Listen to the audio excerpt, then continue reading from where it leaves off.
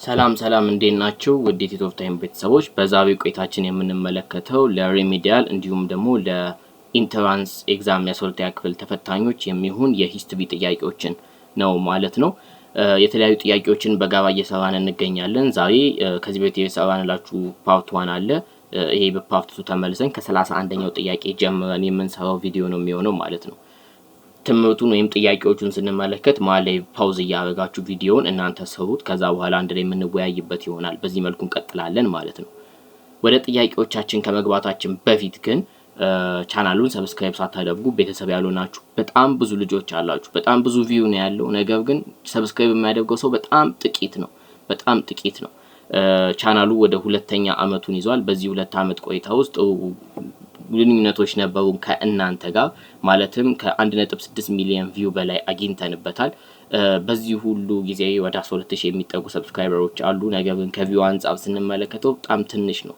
1.6 ሚሊዮን ቪው ኖሮት 12000 ማለት ታነጻጽሩት በጣም ትንሽ ነው። ሰው እዚህ ቪዲዮ የምትከፍቱላችሁም ልጆች ሰብስክራይብ ማድረጋችሁ እንዳትረሱ። ምናልባት ዛሬ ቢረሱ በቀጣይ በቪዲዮ ስትመለሱ ወይም ቪዲዮውን ስትከፍቱት ይሄን ቻናል ሰብስክራይብ አድርጉት። ቲቶፍ ታይም ይባላል። ከዚህ በተጨማሪ ቴሌግራም ቻናል ከፍተናል። ቲቶፍ ታይም ብላችሁ ማግኘት ትችላላችሁ። ዲስክሪፕሽን ላይ ሊንኩ ተቀምጧል። ወደ ጥያቄዎቻችን እንሂድ። ጥያቄው የሚለን ጋፋት was known for what skill? ጋፋት በምንድን ነው የሚታወቀው? A weaving, B agriculture, C metal work, D pottery ይለናል። ትክክለኛ መልሳችን የሚሆነው for A metal work ነው ማለት ነው። ኢን ሜዲቫል ኢትዮጵያ ከተመለከትን የጋፋት ህዝቦችን እንግዲህ ዜሮ ፌመስ የነበሩ ናቸው በዋናነት በሜታል ወርክ ማለትም በአይረን ኤንድ በሜታል ላይ ማለት ነው።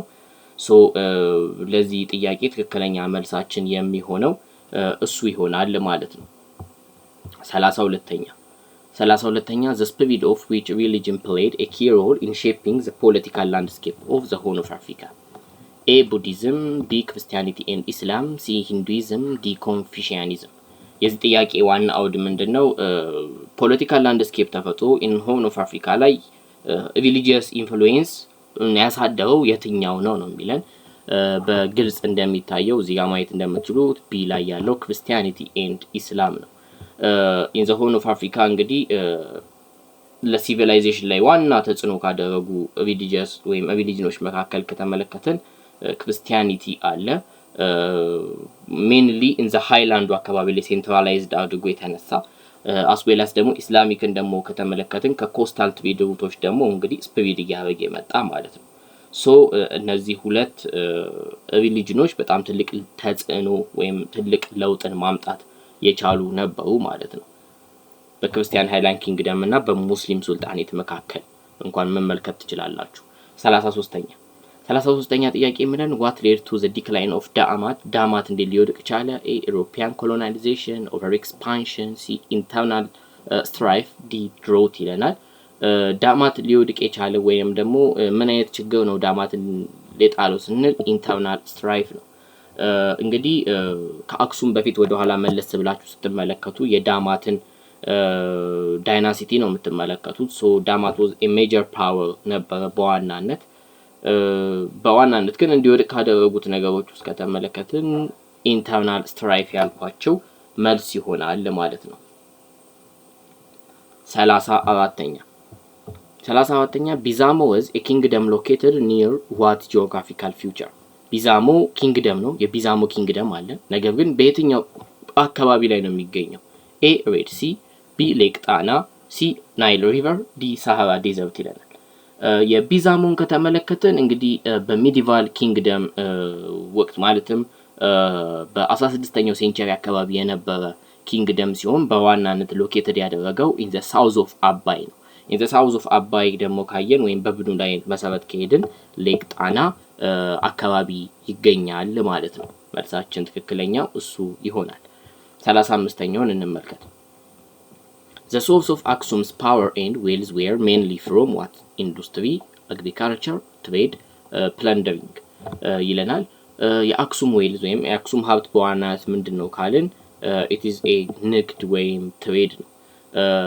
አክሱም ኢን ኤ ግሎባሊ ሱፐር ፓወር ከነበሩ ኪንግደሞች መካከል በዋናነት የሚጠቀስ ነው ካለበት ቦታ አንፃር እንኳን በመነሳት ማለትም የአዱሊስ ፖርት ኦፍ አዱሊስን ተቆጣጥረዋል። ከዚህ በተጨማሪ ሬድሲ አካባቢ ማለት ነው ተቆጣጥረዋል። ከሮማን ኢምፓየር ጋርም ደግሞ እንዲሁ ኮኔክት አድርገው ሊሰሩ ችለው ነበር። ሶ እነዚህ ነገሮች ደግሞ ንግድ እንዲፈጽሙ አድርጓቸዋል ከተለያዩ ግዛቶች ጋር ማለት ነው። ለምሳሌ ያህል ይሄ ጎልድ፣ ይሄ ኢቨሪ ምንላቸው ነገሮች በደንብ ተሻሽጠዋል። ሶ ትሬድ የምንለው ነገር አስ ኤ ፓወር ኤንድ ዌልዝ እንደ ዋና ነገር የሚቀመጥ ነው ማለት ነው። 36ኛን ስንመለከት what was the primary reason for the decline of Aksumite kingdom ይለናል። አክሱም ኪንግደም እንዲወድቅ ዋና ምክንያት የነበረው ምንድነው ነው? ኤ invasion by European power ቅኝ መገዛት በኢሮፒያን ፓወር። ቢ environmental degradation and shifts in trade route የትሬድ ሩት shift ማድረግ። ሲ conversion to Islam። ዲ internal political stability ይለናል። ከተጠቀሱት ነገሮች ውስጥ ከተመለከተን ስቴቢሊቲ ይሄ ልክ አይደለም፣ ኮንቨርሽን ቱ ኢስላም አይደለም፣ ይሄም አይደለም። ሶ ዚስ ዋን ኢዝ ኤግዛክት ልክ የሆነ መልሳችን ይሆናል ማለት ነው። ማለት የተለያዩ ምክንያቶች አሉ ኢንተርናሊም ኤክስተርናሊም የሚቀመጡ በት እዚህ ላይ ያለውን ፕራይመሪ ሪዝን ብለን ልንጠቅስ የምንችለው ኢንቫይሮንመንታል ዲግራዴሽን ኤንድ ሽፍትስ ኢን ትሬድ ሩት ነው ማለት ነው። ስለዚህ እሱ ትክክለኛ መልሳችን ይሆናል። 37ኛ what is the main reason ዛጉዌ ዳይናሲቲ come to end ዛጉዌ ዳይናሲቲም ለውድቀት የዳረገው ምንድነው? A war፣ B poor leadership፣ C famine፣ D decline ይለናል። end of ዛጉዌ ዳይናሲቲ the main reason ካነሳን ዋር ነው። ምን አይነት ጦርነት ግን ስንል ዊዚን ዛጉዌ ዳይናሲቲ ውስጥ ያለው እዛ ውስጥ የነበሩ ሰዎች የነበራቸው ግጭት ነው። ሰክሰሽን ላይ የነበረው ችግር እንደ ዋና ሪዝን ሆኖ ይቆጠራል ማለት ነው። 38ኛን ስንመለከት the region which is located in the southern and southwestern region are what characteristics ምን መገለጫዎች ነበራቸው? በሳውዘርን ኤንድ ሳውዝ ዌስተርን አካባቢ የሚገኙ ምን አካባቢዎች? A small and localized kingdom፣ B industrial kingdom፣ C monolithic religious kingdom፣ ዲ ላርጅ ኢምፓየር ይለናል። ይሄን ስንመለከት ኢን ዘ ሳውዘርን ኤንድ ሳውዝ ዌስተርን አካባቢ ማለት ነው ላርጅ ወይም ደግሞ ይሄ ሴንትራላይዝድ ከሆነ ካፒታል በተለየ መልኩ እነዚህ አካባቢዎች በዋናነት የምናነሳቸው ይሄ ወደ ከፋ፣ ኢናሪያ ምናምን የሚባሉ አካባቢዎችን ነው የሚጠቅሰው ይሄ ሳውዘርን ኤንድ ሳውዝ ዌስተርን ሪጅን የምንለው። ሶ በዋናነት ስሞል ኤንድ ሎካላይዝድ የነበሩ ኪንግደሞች ናቸው ማለት ነው። ኢን ስሞል ጂኦግራፊካል ስኬል ላይ የተመሰረቱ ኪንግደሞች ስለሆኑ ከዛ አንጻር ስሞል ኤንድ ሎካላይዝድ ኪንግደም እንላቸዋለን ማለት ነው። 39ኛው የሚለን where was the sultanate of ኢፋት primarily located የኢፋት ኪንግደም በዋናነት መጀመሪያ የተነሳው ወይም ሎኬትድ የሚያደርጉ የት ነው የሚለን በደቡብ ኢትዮጵያ፣ በሴንትራል ኢትዮጵያ፣ በኢስተርን ኢትዮጵያ ኤንድ ፓርትስ ኦፍ ፕሬዘንት ዴይ ጅቡቲ ኤንድ ሶማሊያ፣ ዲ ዌስተርን ኢትዮጵያ ይለናል። እንግዲህ ኢፋትን ትንሽ ስለ ኢፋት ለመጥቀስ ያህል ኢፋት was the successor of the ሸዋ ነው ኢፋት ኪንግደም የምንለው it is and ትልቁ የምንለውም ሲሆን ሎኬትድ የሚያደርግ የነበረው ስትራቴጂካሊ ከተመለከት ነው in the eastern lowland አካባቢ ነበር። ሶ ኢስተርን ኢትዮጵያ and parts of present day ጅቡቲ and ሶማሊያ ይሆናል ለማለት ነው። ይሄንንም ያለበት ምክንያት ለምንድን ነው? ኢትዮጵያን ሃይላንድስ ኢን ዘ ፖርት ኦፍ ዘይላ አካባቢ ላይም ስታብሊሽ እያደረገ ስለመጣ ነው። ሶ ሲላይ ያለው ትክክለኛ ነገር ነው ወይም ትክክለኛ መልስ ነው። አልባኛውን ጥያቄ ስንመለከት which of the following sultanate was known for its conflict with the Christian kingdom of Abyssinia ይለናል። A ባሊ፣ B ዳዋሮ፣ C ኢፋት፣ D ሀዲያ ይለናል። በዋና ጥያቄው ኮንፍሊክት with አቢሲኒያ ጋር የነበረው ግጭት ነው የሚያነሳው። ይሄንን ስንመለከት ኢፋት ነው በተመሳሳይ መልሳችን ሊሆን የሚችለው። እናንተም እንደዛ አብጋችሁ እንደመልሳችሁ እርግጠኛ ነኝ። ይሄን ለምን አለን ካልን during in the 14th century ከተመለከታችሁ for the Christian kingdom the primary rival ሆነ የተነሳው የኢፋት ኪንግደም ነው አይደለ? ሶ ትክክለኛ መልሳችን የሚሆነው እሱ ነው። በዛ ሰዓት ላይ ንጉስ ኪንግደም እንደዚህ ይሆናል። በኢፋት በኩል ደግሞ የወላስማ ዳይናሲቲ አለ። there was a conflict between them so ዋና ብለልና ሰው የምንችለው ሱልጣኔት የኢፋት ሱልጣኔት ነው ማለት ነው። 41ኛ who was the prominent leader in Adal Sultanate known for leading campaigns against Abyssinia ኤ ምኒልክ ዘ ፈርስት፣ ቢ አህመድ ኢብን ኢብራሂም አልጋዚ ወይም አህመድ ግራኝ፣ ሲ ዘርዓ ያዕቆብ፣ ዲ ቴዎድሮስ ዘ ሰከንድ ይለናል። ፕሮሚነንት ሊደር ኦፍ ዘ አዳን ሱልጣኔት ብሎ ምኒልክ ዘ ፈርስት አይሆንም፣ ዘርዓ ያዕቆብ እንዲሁም ዳግማዊ ቴዎድሮስም አይሆንም አይደለ። በእርግጥ የሚሆነው ማን ነው? አህመድ ኢብን ኢብራሂም አልጋዚ ወይም ግራኝ አህመድ በመባል የሚታወቀው ነው ማለት ነው። ለምን እንደዚህ ተባለ ካልን ኖን አስ ኤ ሌፍት ሃንድድ ስለነበረ በዛው ግራኝ አህመድ የሚል ስም ተሰጥቶታል ማለት ነው። 42ኛውን እንመልከት። 42ኛው ጥያቄ ስንመለከት the Oromo people originated from where? Northern highland of Ethiopia, the southern parts of Ethiopia, the coastal region of Somalia, the desert of Eritrea ይለናል። የኦሮሞ ፒፕል ኦሪጂኔትድ ያደረገው from the southern parts of Ethiopia ነው። from the southern parts of Ethiopia ነው። እነዚህ ቦታዎች ከተመለከትናቸው እንግዲህ ኢዘ ሳውዘርን ላይ ናው ኤዴስም እንኳን ከተመለከታችሁ there was a linguistic የሆኑ ኤቪደንሶች አሉ። በተለይ ኢዘ ሳውዘርን ሃይላንድ ወይም ሎንላንድ አካባቢዎች ላይ ማለት ነው። ለምሳሌ ባሊ፣ ቦረና አካባቢ ደግሞ በዋናት እንደመነሻ ተደርገው የሚነሱ ቦታዎች ናቸው ማለት ነው። ኤክስፓንሽኑንም ደግሞ ከተመለከታችሁ during in 16th century የነበረ ነው። በአጠቃላይ ግን the Oromo people originated from the southern parts of Ethiopia ይሆናል ማለት ነው። 43ኛን ስንመለከት what is the ገዳ ሲስተም? የገዳ ሲስተም ምንድን ነው?